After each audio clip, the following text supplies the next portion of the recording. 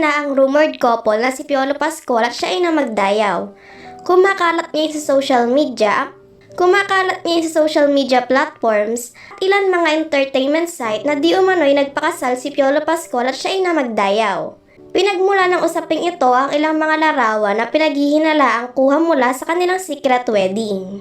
Ayon sa isang social media source, nagkaroon ng secret wedding si Piolo Pascual at siya ay na magdayaw at ginanap umano ito sa Santo Domingo Church sa Quezon City. Dagdag pa sa isang nasabing balita, dumalo din umano ang ilang mga closest friends nila tulad ni Daniel Padilla at Catherine Bernardo. Kung matatandaan taong 2017, inamin ni Piolo na sila ay dating ni Shaina at dahil dito marami ang umasa na fans na sila ay magkakatuluyan. May ilang source din kasi ang nakapagsabi na botong-boto umano ang ina ni Piolo kay Shaina. Sa kabilang banda ng isang panayam, hindi direktang inamin ni Shaina kung ano ba talaga ang namamagitan sa kanila ni Piolo. 33 years old na ngayon si Shaina at ayon mismo sa kanya, matagal na siyang handa na lumagay sa tahimik.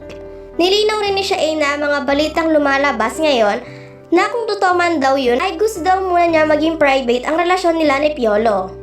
Sa kabilang banda, madami din ang lumalabas sa social media na di umano ay buntis si Shaina, pinaghihinalaan din na si Piolo ang ama ng pinagbubuntis nito. Kasabay nito ang pagkalat ng larawan ng isang baby na di umano ay naturang anak ni Shaina at Piolo.